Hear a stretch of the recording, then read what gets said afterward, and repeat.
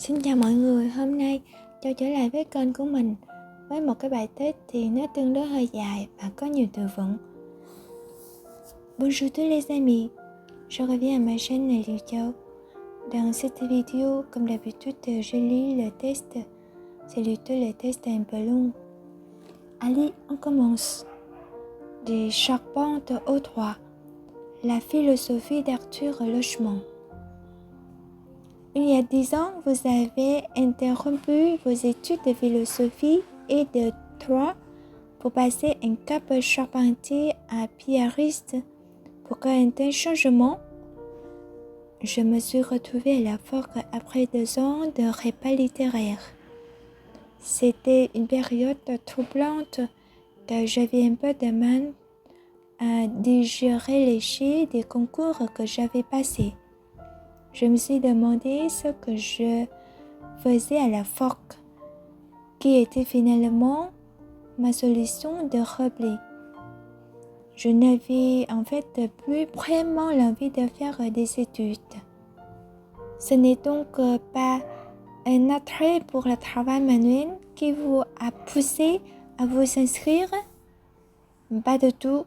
Un cap d'un an était ce que j'avais trouvé de plus efficace pour entrer dans le monde du travail. Par la suite, cela s'est révélé être un bon calcul, puisqu'il y a de nombreux postes à pourvoir dans les métiers du bâtiment.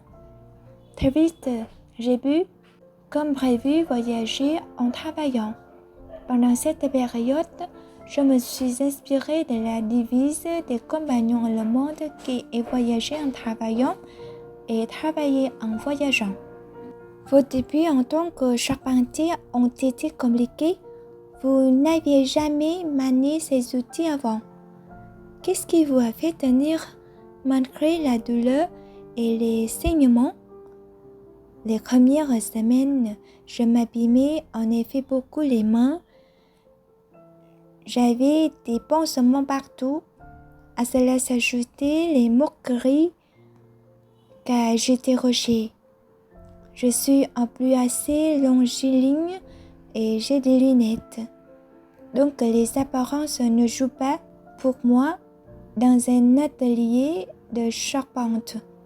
Ce qui m'a fait tenir, c'est la découverte de la matière. Travailler dehors au soleil, à 9 heures du matin sur un toit, dans un nuage de parfum, ce fait quelque chose d'assez fantastique et rare. Ce sont des sensations que je n'avais jamais connues avant et qui enrichissent la vie. Comment ce métier a-t-il changé votre rapport au monde? J'ai acquis une véritable conscience de mon corps que je n'avais pas avant. Je me suis rendu compte à quel point je le négligeais pendant mes études. Imaginez-vous à plusieurs mètres de haut sur une poutre, à quel point il faut rendre conscient de son propre corps, du moindre geste et des autres. Dans votre livre, vous dites référer l'expression travail artisanal à travail manuel.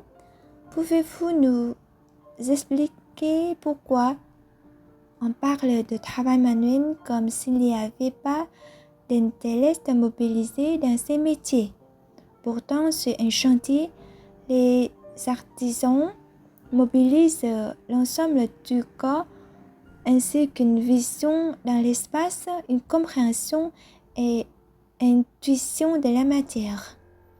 Le travail artisanal est tout en une maîtrise de ses mains que de son corps. Et tout cela implique une forme d'intelligence, mais qui n'est pas bien valorisée aujourd'hui. Le fait de parler de travail manuel semble contribuer à la dévalorisation de ces métiers qui mobilisent pourtant en tout temps l'intelligence que les métiers du bureau. La vie solide en collection Peyo, janvier 2019. Philippine Sandé pour le magazine en ligne Welcome to Jungle, www.welcometojungle.co. 24 octobre 2019. Như vậy là Châu đã đọc xong cái bài test này rồi. Cái bài này tương đối hơi khó một chút. Cảm ơn mọi người đã theo dõi cái bài đọc. Hẹn gặp mọi người trong những bài đọc tiếp theo nhé. Et voilà, je finis le test. Merci beaucoup à vous d'écouter. Je vous souhaite une très belle journée. On va se voir dans les tests suivants. Au revoir et à bientôt.